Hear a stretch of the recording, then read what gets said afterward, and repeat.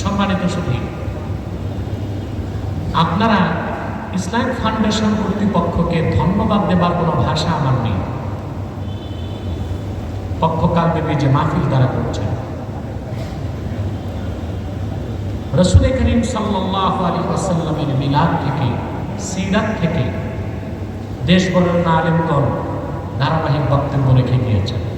আলহামদুলিল্লাহ। এই ক্ষেত্রে কোনো দ্বন্দ্বে আমি বিশ্বাসী নই, কারণ সিরাত যা, মিলাদ তা। সিরাত হচ্ছে অনুসরণীয়, মিলাদ হচ্ছে স্মরণীয়। সিরাত হচ্ছে অনুসরণীয় আর মিলাদ হচ্ছে স্মরণীয়। তো রাসূল করিম সাল্লাল্লাহু আলাইহি ওয়াসাল্লামের সিরাতের অনুসরণ করতে হলে ওনার স্মরণ তো লাগবে। কোন ভাই আবার যদি এখানে শিরকের গন্ধ খুঁজেন তো সেটা দুঃখজনক বিষয়। আল্লাহ তার হাবিবের জিকিরকে তার নিজের জিকিরের মর্যাদা দান করছেন। এটা আমার কথা না। শেখ আব্দুল হক মুহাদ্দিস দেহলভী রাহমাতুল্লাহ কত বড় আলেম, ব্যাখ্যার তো দরকার নাই। শেখ আব্দুল হক মুহাদ্দিস দেহলভী কিরকম মুহাদ্দিস আমি একটু বুঝাই দিচ্ছি। শেখ আব্দুল হাই লাখনবী রাহমাতুল্লাহ মাজমুয়া ফাতাওয়ার যিনি সংকলক বলা যায় না, তার ফতোয়াগুলোকে জমা করা হয়েছে। তার মতে আব্দুল হক মুহাদ্দিস দেহলভীর পরে এই 450-400 বছরে তিনি আর কোনো মুহাদ্দিস পান নাই। বাকিরা কি? এই যে আমাদের দেশে দেখি অমুক মুহাদ্দিস, হেড মুহাদ্দিস, সেকেন্ড মুহাদ্দিস, শেখুল হাদিস, এরা তাইলে কোন দরজার মুহাদ্দিস? একটা হচ্ছে মুহাদ্দিস মুতলাক জাতি, আরেকটা হচ্ছে মুহাদ্দিস ওরফি।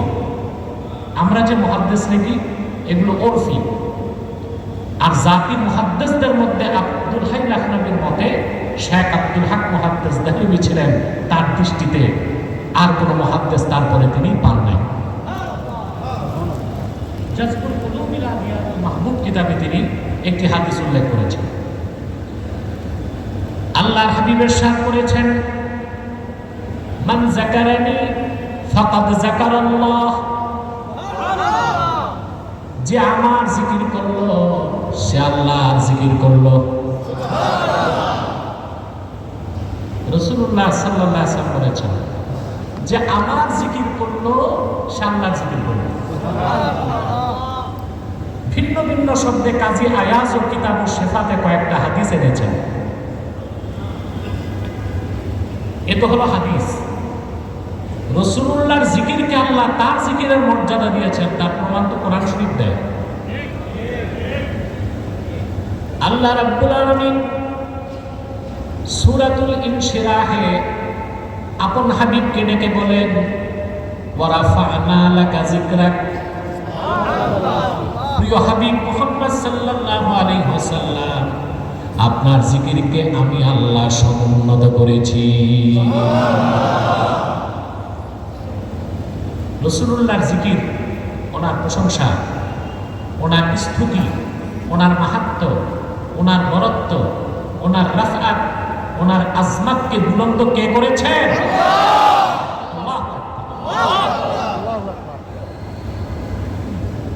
তাফসীরের অধিকাংশ কিতাবে এসেছে সূরা ইনশিরাহ নাজিলের পর জিবরিল এসে আল্লাহর হাবিবকে জিজ্ঞেস করলেন, আতাদরি কাইফা রাফা আল্লাহু যিকরাক। মুহাম্মদ সাল্লাল্লাহু আলাইহি ওয়াসাল্লাম, আপনি কি জানেন না কি আল্লাহ রাব্বুল আলামিন কেমন করে আপনার জিকিরকে সমুন্নত করেছেন? আল্লাহর হাবিব বললেন, আল্লাহু আ'লাম, আল্লাহ ভালো জানেন। কারণ রাসূলুল্লাহ চাইলেন জবাবটা আল্লাহ দিলে দামটা বেড়ে যাবে। এবার আল্লাহ উত্তর পাঠালেন হাদিসে কুদসিতে। আল্লাহ বললেন, ইদা যুকিরতু যুকিরতা মাই। প্রিয় হাবিব, এই পৃথিবীতে ধুলোকে ভুলোকে জলে স্থলে দূর অন্তরিক্ষে আর মহাশূন্যে, কি জান্নাতে, কি কুরসিতে, কি লৌহ কলমে, কি আরশে আজিমে, যখনই আমি আল্লাহর জিকির হয় সঙ্গে আপনি মুহাম্মাদের জিকির হয়।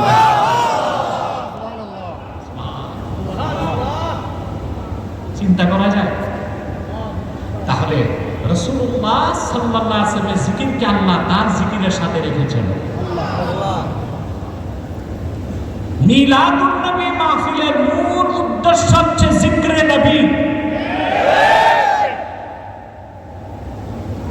আওয়াজটা পুরুষের কণ্ঠে হইল না, আবার বলছি, মিলাদুন নবী সাল্লাল্লাহু আলাইহি ওয়াসাল্লামের মূল উদ্দেশ্য হচ্ছে জিকরে নবী। জিকরে নবীকে আল্লাহ নিজের জিকিরের মর্যাদা দিয়েছেন। সিরাতুন নবী হচ্ছে অনুসরণের জন্য, মিলাদুন নবী হচ্ছে জিকিরের জন্য। দ্বন্দ্ব থাকার তো কথা না। মনে হয় আমরা নিজেরা নিজেদের মধ্যে দ্বন্দ্ব সংঘাতটা এত বেড়ে গেছে যে একজন একজনের কথা ধৈর্যের সাথে শুনতেও চাই না। আমাদের মধ্যে যদি পারস্পরিক সম্প্রীতি থাকতো, যথাযথ মূল্যায়নের ভিত্তিতে আমরা যদি বসতাম, তা আমাদের মাসলাকগত দ্বন্দ্ব বাংলাদেশে আর থাকতো না। তারপরে কিছু বিষয়ে দ্বন্দ্ব থাকতেই পারে, ওই রকম ইখতিলাফ সাহাবায়ে কেরামের মধ্যেও তো ছিল, ঠিক কিনা? প্রিয় ভাইরা, রাসূলুল্লাহ সাল্লাল্লাহু আলাইহি ওয়াসাল্লামের সাদাকায়, ওনার দ্বীন, ওনার ইসলামের কারণে আল্লাহ তাআলা উম্মতে মুসলিমাকে একটি মূল ভিত্তির উপর ঐক্যবদ্ধ হবার সুযোগ করে দিয়েছেন।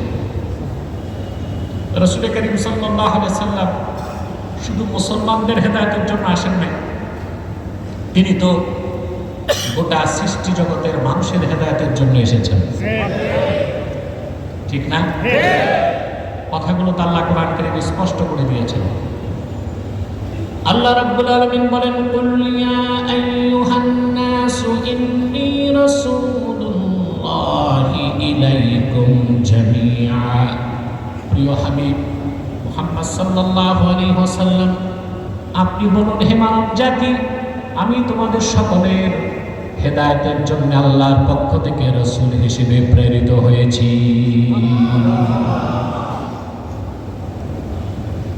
এই পৃথিবীর সমস্ত মানুষই রাসূলুল্লাহর উম্মত। কেউ ইসলামকে বিশ্বাস করুক আর না করুক, সবাই রাসূলুল্লাহর উম্মত। উম্মত দুই প্রকার, একটা উম্মতে দাওয়াত আর একটা উম্মতে ইজাবাত। একটা উম্মতে দাওয়াত আর একটা উম্মতে ইজাবাত। ইহুদি, খ্রিস্টান, আস্তিক, নাস্তিক সকল মানুষ যেমন আল্লাহর বান্দা, আল্লাহকে বিশ্বাস করুক আর না করুক, সকল মানুষ আল্লাহর হাবিবের উম্মত, আল্লাহর হাবিবকে বিশ্বাস করুক আর না। এই যে সব মানুষ রাসূলুল্লাহর উম্মত, এটা হচ্ছে উম্মতে দাওয়াত। আর যারা আল্লাহর হাবিবের দ্বীনকে স্বীকার করেছে, আল্লাহর হাবিবের রিসালাতকে বিশ্বাস করেছে, ওনার আনিত দ্বীনকে বিশ্বাস করেছে, তারা সবাই হয়ে গেছে উম্মতে ইজাবাত। উম্মতে ইজাবাতের আরেক নাম হচ্ছে মুমিন মুসলমান বা উম্মতে মুহাম্মাদি। আল্লাহ তাআলা এই উম্মতের মধ্যে সর্বশ্রেষ্ঠ মানুষ যারা ছিলেন, সাহাবায়ে কেরাম রিদওয়ানুল্লাহি তাআলা আলাইহিম আজমাইন, তাদের সমস্ত দ্বন্দ্ব সংঘাত, মতভেদ, মতানৈক্য, মত পার্থক্য সব কিছুর দেয়ালকে আল্লাহ তাআলা চুরমার করে দিয়েছেন। তাওহীদের ভিত্তিতে, রাসূলুল্লাহর সুন্নাহর ভিত্তিতে তাদেরকে ইস্পাত কঠিন ঐক্যের মধ্যে এনে দিয়েছিলেন। রাসূলুল্লাহ সাল্লাল্লাহু আলাইহি সাল্লাম ঐক্যের যে ফর্মুলা দিয়েছেন, সেখানে জাতীয়তাবাদ নাই, আছে? কথা বলেন। আমরা যারা জাতি রাষ্ট্রের ধারণা সৃষ্টি করেছি, আমরা জাতীয়তাবাদের ভিত্তিতে এক হয়েছি। ৭১ সালে বাংলাদেশি জাতি এক হয়েছে, স্বাধীনতা চাই, দেশ স্বাধীন হয়েছে, ঠিক না? আবার আপনারা 5ই আগস্ট জাতির অধিকাংশ মানুষ চেয়েছে ফেসিবাদ বিদায় নেবে, ফেসিবাদ বিদায় নিয়েছে। এই ঐক্যগুলো হচ্ছে তথাকথিত আদর্শিক ঐক্য, এই ঐক্যগুলো হচ্ছে ক্ষণস্থায়ী ঐক্য। 5ই আগস্ট ফেসিবাদকে বিদায় করার পর আপনারা কি এক থাকতে পেরেছেন? না আপনাদের মধ্যে সংঘাত হচ্ছে? কথা বলেন হচ্ছে? দেশ কি এখন সর্বরাজ্য হয়ে গেছে? না দ্বন্দ্ব সংঘাত আছে? মিছিল মিটিং আছে? কারা করতেছেন? আপনারাই তো। তার কারণ জাতিকে যে ফর্মুলায় ঐক্যবদ্ধ করার কথা ছিল সেই ফর্মুলা আমরা এক করতে পারিনি। আমাদের মধ্যে কেউ জাতীয়তাবাদের বিশ্বাসী, কেউ পশ্চিমা লিবারেল ডেমোক্রেসিতে বিশ্বাসী, তরুণ এনসিপি তারা বহুত্ববাদী বিশ্বাসী, কেউ বহু সংস্কৃতিতে বিশ্বাসী।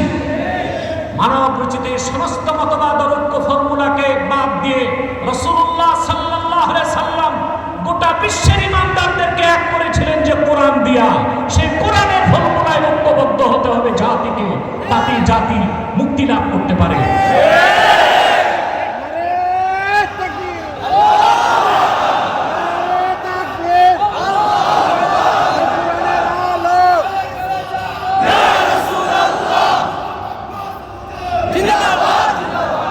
এবার আসেন রাসূলুল্লাহ সাল্লাল্লাহু আলাইহি ওয়াসাল্লাম কি ফর্মুলা দিলেন ঐক্যের জন্য। কথা তো ব্যাপক, মৌলিক কথাগুলো আমি বলে দিচ্ছি। মুসলমানকে রাসূলুল্লাহ সাল্লাল্লাহু আলাইহি ওয়াসাল্লাম ঐক্যবদ্ধ হতে বলেছেন একটি ভিত্তিকে কেন্দ্র করে, এটা হচ্ছে কোরআন আর ঈমান। কোরআন আর ঈমান। ঈমানের প্রশ্নে যদি মুসলমান এক হয় আর উদ্দেশ্য যদি এক হয়, মুসলমানের মধ্যে মৌলিক ক্ষেত্রে কোনো বিভেদ খুঁজে পাওয়া যাবে না। সব ইস্পাত কঠিন ঐক্যবদ্ধ হয়ে যেতে বাধ্য হবে, বলেন সুবহানাল্লাহ। আর ফুরুয়াতের দ্বন্দ্ব, শাখা প্রশাখায়, যেমন আমি সালাতু সালাম দাঁড়ায় বলি, কেউ দাঁড়ায় না বসে পড়ে, এটা মাসলাকগত দ্বন্দ্ব, এটা মৌলিক ক্ষেত্রের কোনো দ্বন্দ্ব। কারো টুপি গোল, কারো লম্বা, কারো কুর্তায় বোতাম আছে, কারোটায় বোতাম নাই। এই যে দ্বন্দ্বগুলো আমরা করি, এগুলো হচ্ছে মাসলাকগত দ্বন্দ্ব। এগুলোকে একটা সীমা পর্যন্ত রাখতে হয়, সীমা অতিক্রম করার কোনো সুযোগ। যদি সীমা অতিক্রম হয়ে যায়, তখন আমাদের মৌলিক ক্ষেত্রে আঘাত আসবে, কাফের মুশরিক বেঈমান আমাদেরকে টার্গেট করার সুযোগ পাবে। কথা বুঝতে পেরেছেন? সেজন্য দেশব্যাপী আমাদের একটি স্লোগান আছে, মাসলাক যার যার, দ্বীন ইসলাম সবার। মাসলাক যার যার, দ্বীন ইসলাম সবার। ইসলামের সাথে আমাদের এক থাকতেই হবে। তো ঐক্যবদ্ধ হবার জন্য মূল সূত্র হচ্ছে কোরআন। ঐক্যবদ্ধ হবেন কিসের ভিত্তিতে? ভিত্তি লাগবে তো, ওইটা হচ্ছে হাবলুল্লাহ, আল্লাহর রশি। এই আল্লাহর রশির আরেক নাম কি? আল্লাহ রাব্বুল আলামিন বলেন, ওয়া'তাসিমু বিহাবলিল্লাহি জামিআন ওয়া লা তাফাররাকু। তোমরা আল্লাহর রশিকে, রজ্জুকে দৃঢ়ভাবে আঁকড়ে ধরো, পরস্পর বিচ্ছিন্ন হয়ে যেও না। মূল বক্তব্য হচ্ছে উলফা, আরেকটা হচ্ছে ফুরকা। একটা হচ্ছে বিচ্ছিন্ন হয়ে যাওয়া, আরেকটা হচ্ছে একত্রিত হওয়া। একত্রিত হতে হবে একটা রশিকে ধরে। কয়টা রশি? রশি যদি ভিন্ন ভিন্ন হয়, তাহলে কি গন্তব্য ভিন্ন ভিন্ন হবে না? রশি যদি একটা হয়, একটা। আল্লাহর পক্ষ থেকে নাজাতের জন্য, কল্যাণের জন্য, বেহেশতে যাবার জন্য একটাই রশি, যার নাম হাবলুল্লাহিল মাতিন, এ কোরআন। এ কোরআনকে ভিত্তি করে আল্লাহ তাআলা ঐক্যবদ্ধ হতে বলেছেন, বলেন সুবহানাল্লাহ। ভাইরা আমার, হযরত আবু সাঈদ খুদরি রাদিয়াল্লাহু তাআলা এই আয়াতের ব্যাখ্যা করতে গিয়ে তিনি বলেন, ক্বালা রাসূলুল্লাহ সাল্লাল্লাহু আলাইহি ওয়াসাল্লাম, কিতাবুল্লাহ হুয়া হাবলুল্লাহিল মামদুদ মিনাস সামাই ইলাল আরদ। আল্লাহর কোরআন, আল্লাহর কিতাব, এটা হচ্ছে হাবলুল্লাহিল মামদুদ, আল্লাহর রশি, যা আকাশ থেকে জমিন পর্যন্ত প্রলম্বিত। যেই রশির এক প্রান্ত দুনিয়ায়, আরেক প্রান্ত আল্লাহর জান্নাতে। তাহলে কোরআনকে বাদ দিয়া ঐক্যবদ্ধ হবার কোনো সুযোগ নাই। এখান থেকে বোঝা যায় মুসলমান ঐক্যবদ্ধ হবে একটা ফর্মুলায়, তাদের উদ্দেশ্য এক হতে হবে, স্বার্থ এক হতে হবে। উদ্দেশ্য হচ্ছে ইমানের ক্ষেত্রে তারা ঐক্যবদ্ধ হয়ে যাবে, আর দিন কায়েমের স্বার্থে তারা একই রকম বিশ্বাসী হবে। ইমান, রাসূলুল্লাহ সাল্লাল্লাহু আলাইহি ওয়াসাল্লাম কুরাইশদেরকে ইমানের দৌলত দিয়ে মুমিন করেছেন। মদিনা মুনাওয়ারায় আউস এবং খাজরাজ, রাসূলুল্লাহ সাল্লাল্লাহু আলাইহি ওয়াসাল্লাম হিজরত করে যাওয়ার আগে 120 বছর তারা যুদ্ধ করেছে ধারাবাহিকভাবে। কত বছর? 120 বছর। যখন রাসূলুল্লাহ সাল্লাল্লাহু আলাইহি ওয়াসাল্লাম হিজরত করে মদিনাতুল মুনাওয়ারাতে গেলেন, আউস ও খাজরাজ এই দুটো গোত্র, একই পিতা থেকে একই মাতা থেকে দুইটা গোত্র, আউস এবং খাজরাজ দুইটা গোত্র ঈমান এনে 120 বছরের যুদ্ধকে বন্ধ করে দিল। ইসলামের পতাকা তলে সব ঐক্যবদ্ধ হয়ে গেল। বলেন সুবহানাল্লাহ। তো ঐক্যবদ্ধ হতে হবে ঈমানের ভিত্তিতে। কিসের ভিত্তিতে? ঈমানের ভিত্তিতে। ঈমানের ভিত্তিতে, যেখানে আদর্শ হবে এক, স্বার্থ হবে এক। দেখুন আপনি সাহাবায়ে কেরাম পিতা পুত্রকে ছেড়ে দিয়েছেন, পুত্র পিতাকে ছেড়ে দিয়েছেন, ভাই বোনকে ছেড়ে দিয়েছেন, বোন ভাইকে ছেড়ে দিয়েছেন, স্বামী স্ত্রী ছেড়ে দিয়েছেন, স্ত্রী স্বামী ছেড়ে দিয়েছেন। শুধু কালেমার বিশ্বাস দুইটা দল করে দিচ্ছে, একদিকে কুফার আরেকদিকে মুমিন। মুমিনগণ ইস্পাত কঠিন ঐক্য ধারণ করেছেন। বলেন সুবহানাল্লাহ। ইমামে কুরতুবী তাফসীর কুরতুবীতে উল্লেখ করেছেন, لما أمر رسول الله صلى الله عليه وسلم بالهجرة من مكة المكرمة إلى المدينة المنورة جعل الرجل يقول لأبيه والأب لابنه والأخ لأخيه والرجل لزوجته إنا قد أمرنا بالهجرة. رسول الله صلى الله عليه وسلم 13 বছর মক্কায় দিনের দাওয়াত দিলেন, অসংখ্য লোক মুসলমান হয়েছে। হিজরতের আগে দেখা গেছে একই ঘরে বাবা ছিল মুসলিম, ছেলে ছিল কাফের, ভাই ছিল মুসলিম, বোন ছিল, কথা বলেন, সাউন্ডটা বাড়বে, স্বামী ছিল মুসলিম, স্ত্রী ছিল, কিন্তু থাকতেন একই ঘরে, থাকতেন একই ঘরে। তখন হিজরতের হুকুম হয় না। হিজরতের হুকুম যখন হয়ে গেল, তখন রাসূলুল্লাহ সাল্লাল্লাহু আলাইহি ওয়াসাল্লামের জলিলুল কদর সাহাবীগণ মক্কা ছেড়ে মদিনাতুল মুনাওয়ারায় চলে গেলেন। পিতা পুত্রকে ছেড়ে দিলেন, পুত্র তার বাপকে ছেড়ে দিলেন, ভাই বোনকে ছেড়ে দিল, বোন ভাইকে ছেড়ে দিল, স্বামী স্ত্রীকে ছেড়ে দিল, স্ত্রী স্বামীকে ছেড়ে দিল। ঘর বাড়ি সব কিছু ত্যাগ করে তারা চলে গেলেন সবাই মক্কাতুল মুকাররমায়। কিন্তু কিছু সাহাবী তখনও হিজরত করেন নাই।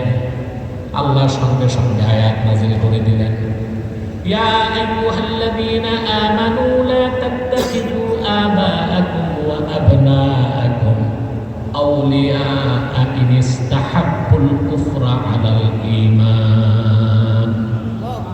হে মুমিনগণ, তোমরা তোমাদের পিতাদেরকে, তোমরা তোমাদের সন্তানদেরকে আপন বানিও না যদি তারা ঈমানের উপর কুফরকে প্রাধান্য দেয়। অর্থাৎ যাদের মধ্যে কুফর থাকবে, মুমিনদের সাথে তাদের কোনো সম্পর্ক নাই। এই কথা কার? আল্লাহ। অতএব ঐক্যের নামে মুসলমান কখনো কাফেরদের সাথে ঐক্য করতে পারে না, এটা কোনোদিনও সম্ভব হতে পারে না।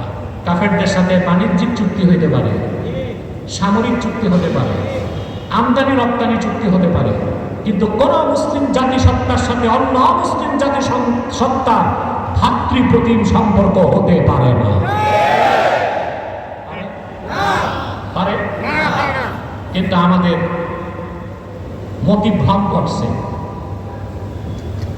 এখনো অনেক দালাল রয়ে গেছে যারা পাশের বাড়ির সাথে আবার আত্মীয়তা করতে চায়। চিনেন আপনারা, পাশের বাড়ির শত্রু কারা আপনারা ভালো করে চিনেন। কোনদিন তারা আমাদের সাথে বন্ধুসুলভ আচরণ করেছে? দেশ স্বাধীনের 50 বছরে কি না করেছে তারা? বাঁধ নির্মাণ করে পানিকে বঞ্চিত করেছে, লক্ষ লক্ষ বোতল ফেন্সিডিল তৈরি করে আমার যুব সমাজকে ধ্বংস করেছে। বাংলাদেশে সহিংসতা সন্ত্রাস সৃষ্টি করেছে, পরিকল্পিত আন্দোলন তৈরি করে বাংলাদেশের বিদেশি বিনিয়োগকে ক্যান্সেল করেছে। আজকে ফিলিস্তিনের দিকে তাকান, জাতিসংঘে তো প্রায় 200 রাষ্ট্র আছে, এর মধ্যে 57টা মুসলিম রাষ্ট্র আছে, নাই? অমুসলিমরা যে মুসলিমদের কোনোদিন বন্ধু হতে পারে না তার প্রমাণ হচ্ছে জাতিসংঘ। আজকে 23 মাসে বিশ্ব সন্ত্রাসী ইসরায়েল 65,000 নিরীহ মানুষকে ফিলিস্তিনে হত্যা করেছে, কিন্তু এখন পর্যন্ত জাতিসংঘের পক্ষ থেকে ইসরায়েলকে যুদ্ধাপরাধী রাষ্ট্র হিসেবে ঘোষণা দেওয়া হয় না। কারণ আল কুফরু মিল্লাতুন ওয়াহিদা, সকল কুফরি শক্তি একটা জাতি, আর মুসলমান একটা জাতি। মুসলিম জাতির সাথে মুসলিমদের কোনোদিন বন্ধুত্ব ঐক্য হতে পারে না। মুসলমানের ঐক্যের মূল মন্ত্র হচ্ছে ঈমান এবং ইসলাম।